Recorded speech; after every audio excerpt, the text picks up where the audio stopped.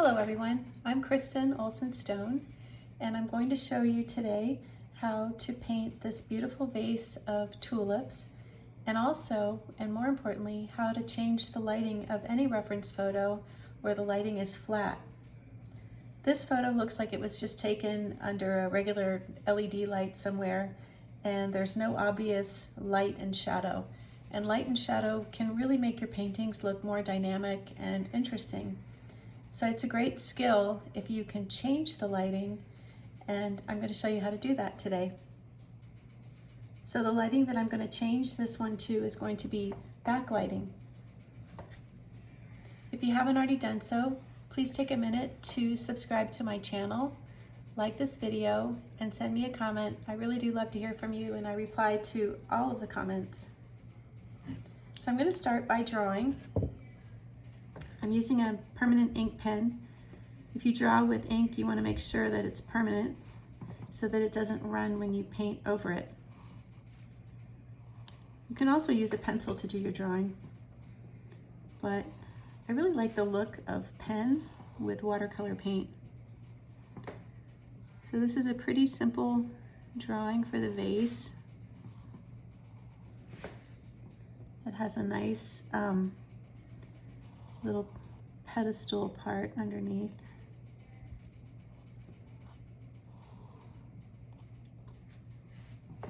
So the tulips come up and out in the most beautiful, elegant way. I just love tulips. So this red one is the red one over to the side. So the one at the top here is a parrot tulip. They're the ones with the really ruffly petals. There's a little ranunculus sort of sitting behind it, and a beautiful bud of a tulip that hasn't opened up yet. I'm going to put both sides of the stem in. There's a tulip that's open. I love those little black marks inside of the tulip. I don't know what they're called. And there's a couple of petals hanging down. And another little ranunculus, really small one here.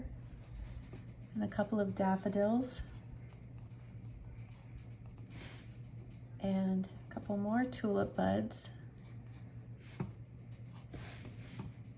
So I recommend trying this painting out using the reference photo that I show, but then also looking through your own reference photos and see if you have one with flat lighting, and then try to use the same skills that you learned today to change your own reference photos into a backlit situation. In the future, I think I will also do a video or two about how to change the lighting to, the sun or some light source from the left where the shadow is cast to the right, and so on. But the backlit is the easiest to start with. So the drawing doesn't change when you're changing the lighting situation. So the drawing you can just do from your reference photo or from this reference photo. But it's the way that we paint it, it's really going to make the big difference. So there's a few little leaves hanging over the side. I love how they pop up and curl over. That's so beautiful. And there's one popping up there. Now the center of the vase is covered with these beautiful blue designs. I'm not going to draw them. You can if you want to, but I'm just going to put some gestural marks with my brush and paint those in as we go.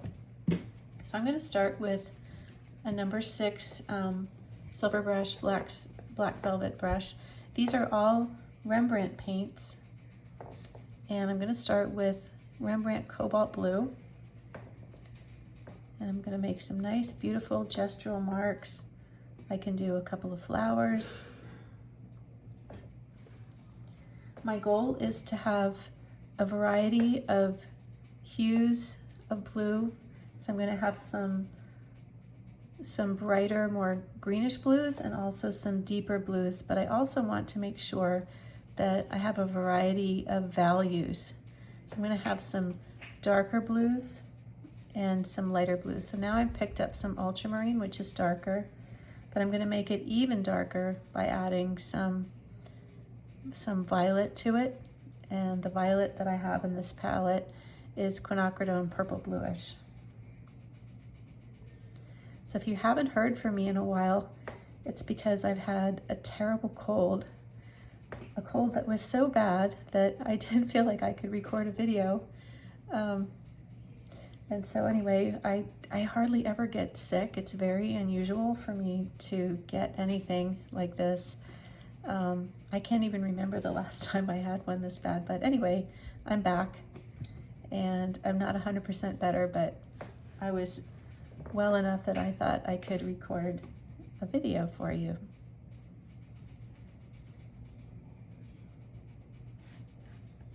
So I'm just making some nice gestural marks using this reference photo as just inspiration to get creative. Now, as I said, I'm going to make a couple of them even darker by adding some of this quinacridone purple bluish mixed with ultramarine, which if you haven't ever tried quinacridone purple bluish, you really should. It's such an amazing color. I used to always use mauve. I like to have mauve to add to my browns and you know, just as a way to make my blues a little more violet if I want to. It's just a beautiful color, but quinacridone purple bluish looks similar to mauve, but it's a much prettier color. And you can really see it when you use it to, like if you mix it with quinacridone rose, for instance, that's a beautiful color combination. And if you use it in mixing grays, it's just very pretty. Okay, so now I'm going to pick up some cobalt turquoise. And I'm just gonna put a few bits of that here and there, just to have some variety in my blues. Just a little bit like that. Okay, now I'm gonna move on to the flowers. So I'm gonna start with this big orange yellow one on the left, the first one that I drew. And I'm starting with pyrrole orange, another wonderful color. If you don't have pyrrole orange, you could use cadmium yellow deep or cadmium orange, or even azo yellow deep is pretty similar, just not quite as orange. Of course, it's more yellow, but you can add some red to it if you want to. So I'm going to do some mixing on my paper. So I'm going to drop in some yellow right into the edges of the petals, because I love how colors mix on the paper. Now I'm going to jump over to the other side and I'm going to do this orange one.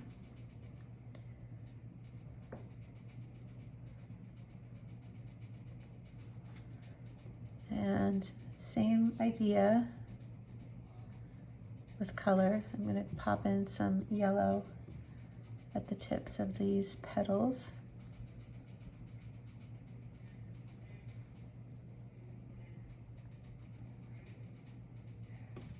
So the colors are just mixing beautifully right on my paper. And I'm going to put some, I forget which color this is. I think it's permanent red violet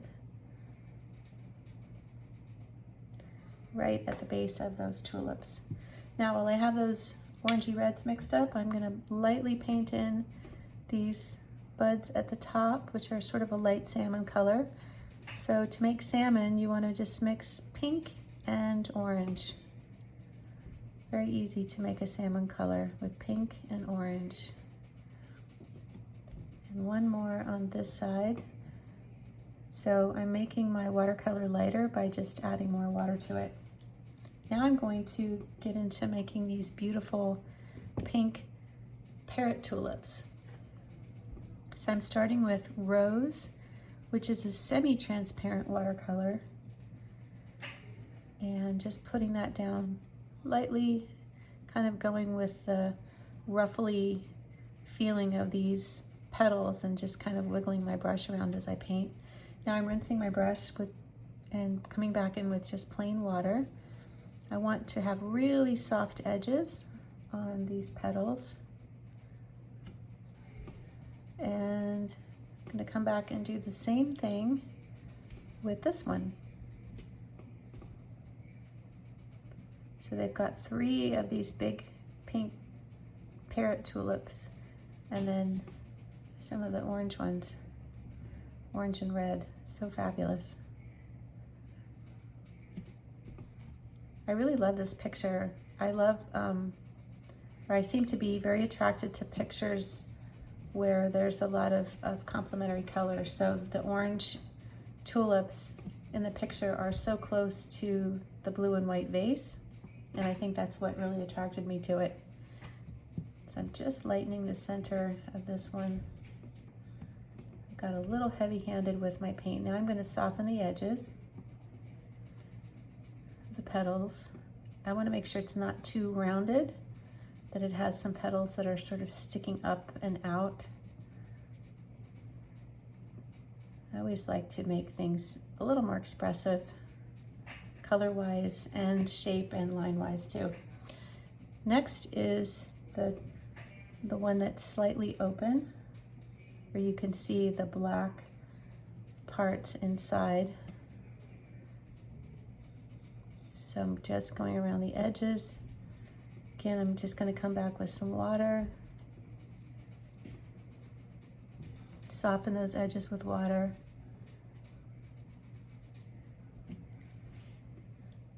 Now for the little ranunculus, I'm going to pick up some quinacridone purple bluish, mix it with rose, and do those centers like that. And there's a little bit of rose peeking behind these, rose color peeking behind the daffodils. So for the daffodils, of course, I'm going to pick up yellow. There. So now I'm going to move on to, I'm going to put a little pink right in here also. Now I'm going to move on to the greenery. So I'm going to start with Hooker's Green. And I want to have a nice variety of bluish greens and yellowish greens. So the Hooker's Green is more of a bluish green. And this is Hooker's Green Deep. There's also a color called Hooker's Green Light, which is a beautiful color. You should just try them both, see whichever one you like better. Now I'm going to pick up yellowish green. So remember, I wanted to have a variety of yellowish greens and bluish greens. So some of the stems are more of a yellowish green. So I'm adding that color here.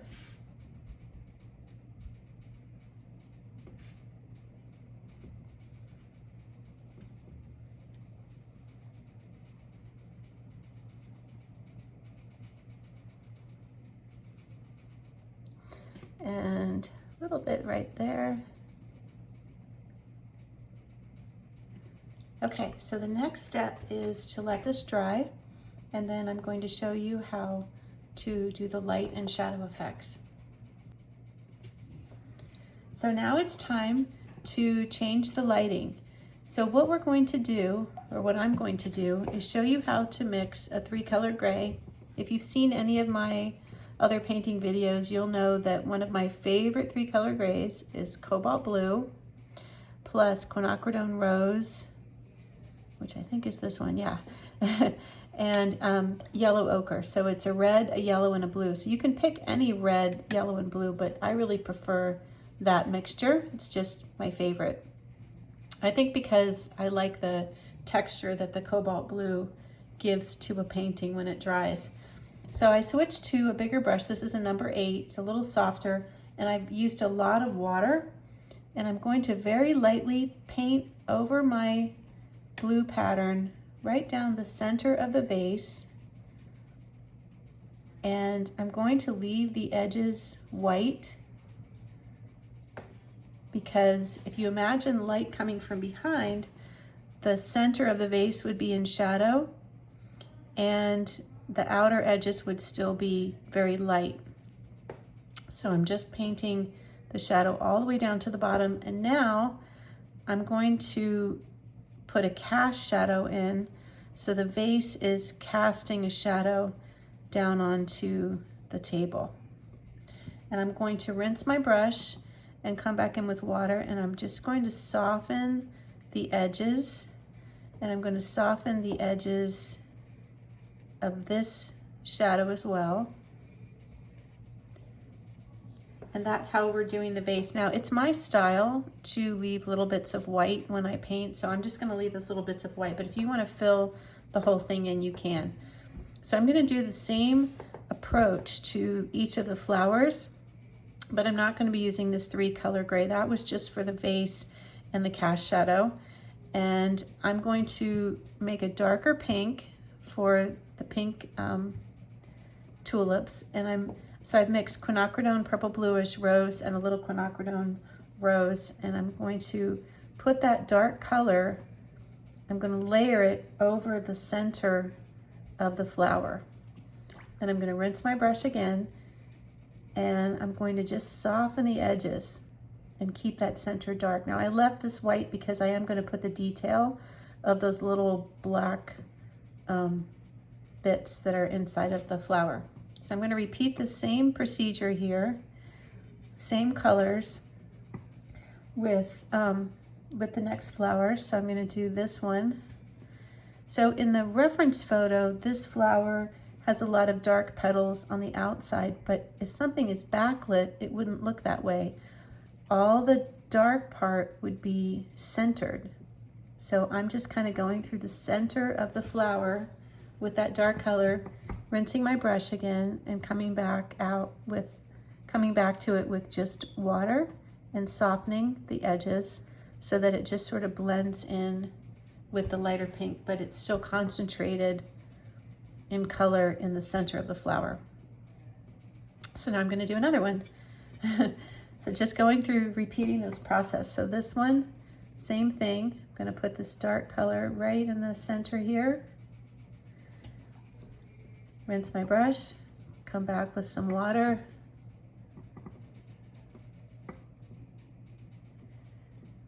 and soften the edges. So that one got really purple. I probably should have had a little more rose in there, but that's okay. Okay, so now for the red tulips, I'm going to pick up this dark red. This is permanent red deep. And I'm going to put that right in the center here of this tulip. And while I've got it on my brush, I'm going to put it in the center of this one as well. And I'm going to add a little bit of that quinacridone purple bluish to even make it more dramatic. I'm going to rinse my brush again, soften the edges.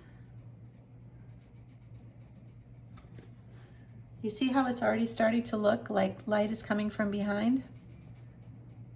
It's really fun to change lighting situations.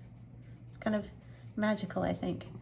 Okay, so now I'm going to put in some of this darker yellow into the daffodil.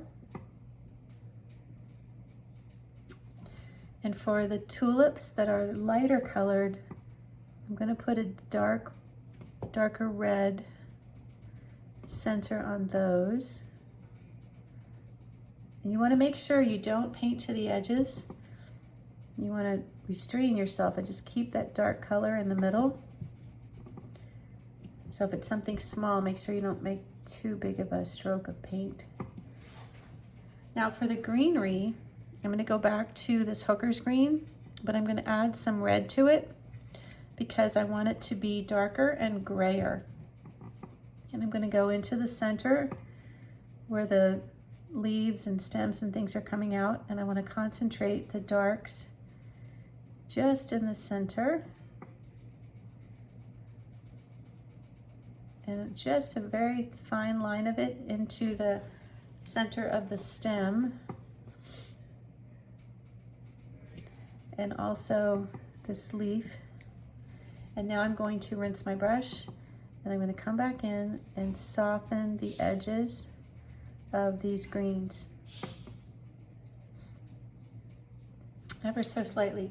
Now the very last step is to add a little bit of yellow around the outside. So I'm going to use yellow ochre.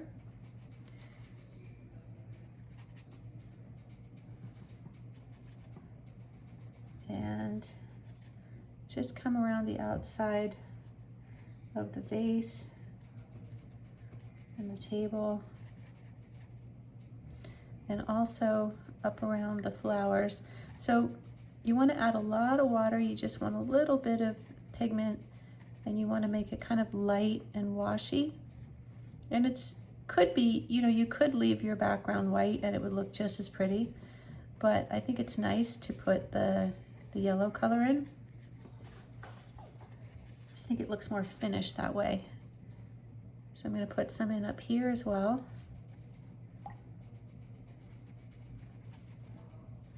Nice, light, pretty yellow. And you don't have to use yellow ochre. You could use cadmium lemon. You could use golden ochre.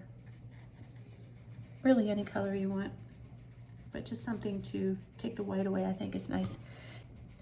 Now I'm going to add a dark line underneath of the vase.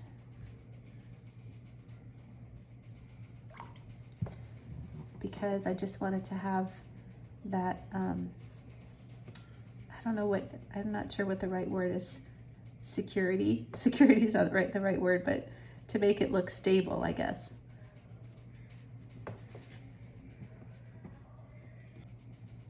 I'm also going to add a little bit of extra yellow around this tulip just to give it a little more of that shimmer that you get from something being lit from behind.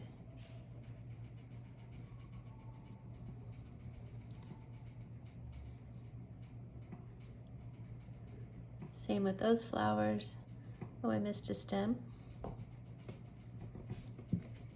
I'm going to put a little bit of yellow. This is cadmium lemon behind these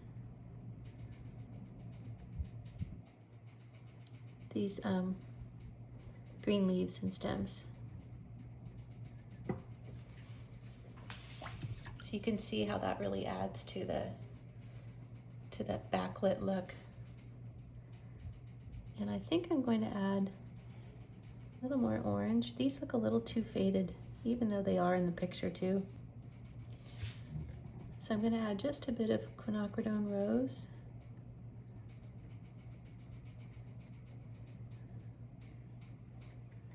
Just to brighten that rosy color a little bit. And now I'm going to add the little black bits inside of this tulip.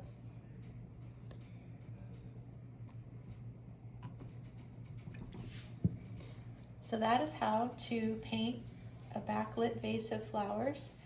And you can apply this technique to anything. You could apply it to a portrait, for instance. If someone doesn't have any light and shadow on their face, you could make it like they're backlit. So you could paint them and then put a shadow on their face. You could use it for anything that is just, it could be a statue you have in your house or a whole still life setup, and you want to change it to a backlit situation. You can use this technique. So I hope you enjoyed this video and that you try this out, and I'll have more to come very soon. And thanks for watching. Happy painting.